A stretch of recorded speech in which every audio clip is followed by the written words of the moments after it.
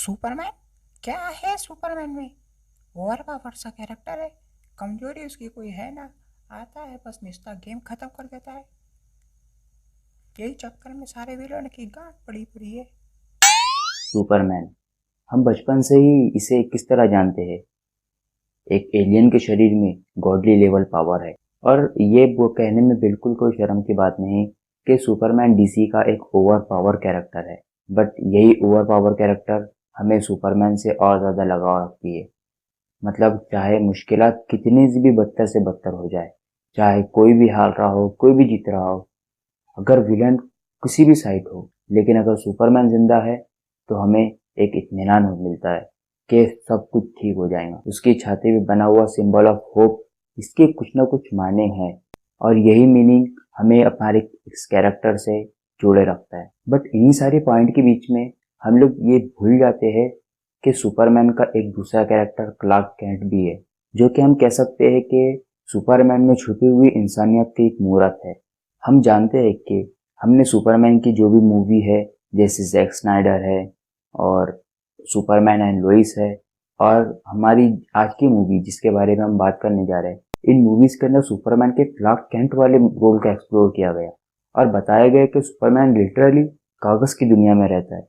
और इसकी वीकनेस है तो वही है जो हमारी पॉजिटिवनेस है, जैसे कि किसी को प्यार करना, किसी की केयर करना। और वो ये बिल्कुल भी जानता है कि ये दुनिया वाले सुपरमैन को कभी एक्सेप्ट नहीं करेंगे, और ये जानते हुए भी वो हमारी वर्ल्ड की साइड लेता है, हमारे बहुत से आने वाले एलियन से बचाता है। और एलियन से बचाने की बात नहीं, उसके खौफ से ही कई मुसीबतें टल जाती है। और ये कहना बिल्कुल भी गलत नहीं होगा कि सुपरमैन हमसे ज्यादा इंसान है, उसमें इंसानियत कूट कूट के भरी है। दी डेथ ऑफ सुपरमैन। पता है इस मूवी के बारे में खास बात क्या है? कि हमें ऑलरेडी ही पता चल गया है कि सुपरमैन किसमें डेथ होने वाली है। और जैसे कि हम हर पॉइंट पे, हर सेकंड पे और हर लिए हुए सुपरमैन के एक्शन पे हम लोग गिल्ट महसूस करते हैं, हम लोग नेगेटिविटी महसूस करते हैं कि यार ये ना करे, ये करेगा तो जाके सुपरमैन मर जाएगा। और हर लिए हुए एक्शन पे हम लोग अफसोस ज़्यादा होते हैं। और ये मूवी यूं ही सुपरमैन की डेथ नहीं दिखा देती, बल्कि हमें एक नया बड़ा सा आर्क एक्सप्लोर करने को मिलता है क्लार्क कैंट का। हमें स्टार्टिंग में देखने को मिलता है कि वो किस तरह सुपरमैन और क्लार्क कैंट की लाइफ में फंसा हुआ है, किस तरह वो अपने लव की ट्रिनिटी को देख रहा है। जैसे कि हमने पिछली मूवी में वंडर वुमन के साथ में इसका लव इंटरेस्ट देखे थे, लेकिन अब इसका लव इंटरेस्ट किसी और में है, और जो कि रियल में सुपरमैन की लव इंटरेस्ट होती है लुइस लेन। और वो किस तरह अपनी नॉर्मल डेली वीगल के जॉब को भी संभाल रहा है, और वो किस तरह जस्टिस लीग के अपनी जॉब को भी संभाल रहा है। और फिर इसी के साथ में एक मेन कैरेक्टर उभर कर आता है, वो है सुपरमैन की अपनी आइडेंटिटी। फिर इसके साथ बहुत से सुपरमैन के लव वंस आते हैं, जस्टिस लीग से उसका एक कैरेक्टर आता है। हमें सुपरमैन के माँ बाप को भी एक्सप्लोर करने को मिलता है, और वो वाला सीन जब सुपरमैन अपने लव इंटरेस्ट को अपनी रियलिटी बताने लग जाता है। और ये सोचने वाली बात है कि सुपरमैन को क्या पड़ी है कि उसकी कोई रियलिटी जाने या ना जाने। He is fucking godly man यार, लेकिन फिर भी उसके अंदर इंसानियत तो भरी हुई है। वो बिल्कुल भी नहीं चाहता कि उसके और उसके प्यार करने वाले के बीच में कुछ दरारें और दीवारें बाकी रहे, या फिर कुछ पर्दा बाकी रहे। और सिर्फ ये सुपरमैन की पर्सनल लाइफ की बात नहीं हो रही, हमें अर्थ के बहुत से लोगों को जानने को मिलता है कि कुछ लोग सुपरमैन को कितनी हद तक के प्यार करते हैं, और कुछ लोग सुपरमैन को नफरत की निगाहों से देखते हैं। और जो लोग प्यार करते हैं, सुपरमैन रियली उनकी कदर करता है।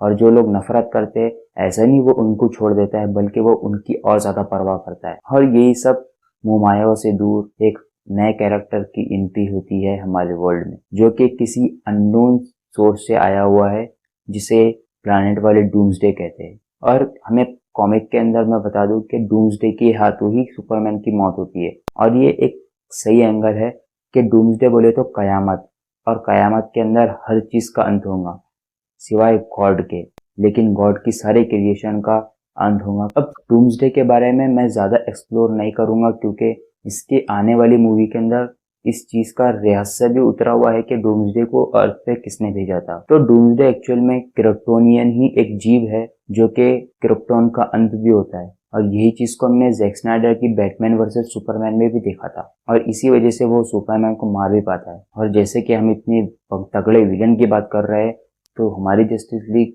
सुपरमैन की यूं ही हाथ नहीं कर देती, बल्कि स्टार्टिंग में वो अपनी आखिरी जान तक के लड़ते हैं।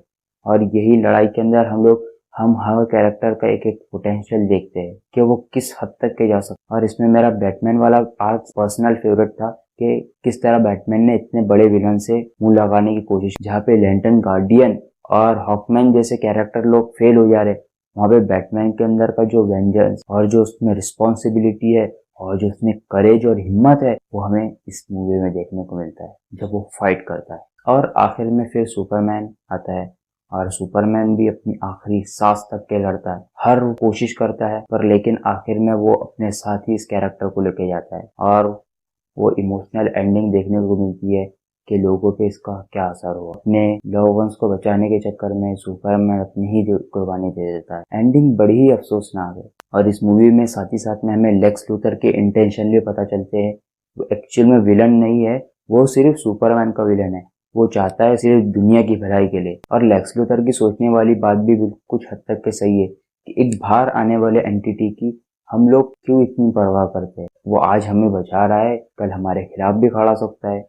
इतना ज्यादा पावरफुल एंटिटी इस दुनिया में रहने के लायक नहीं है। तो लास्ट में पोस्ट क्रेडिट सीन में हम लोग किसी को ट्विस्टेड मेटल का सूट बनाते हुए देखते हैं और एक क्रिप्टोनियन शिप को भी देखते हैं। तो नेक्स्ट वीडियो के लिए तैयार रहे, क्योंकि अगली वीडियो भी इसी टी शर्ट में होने वाली है।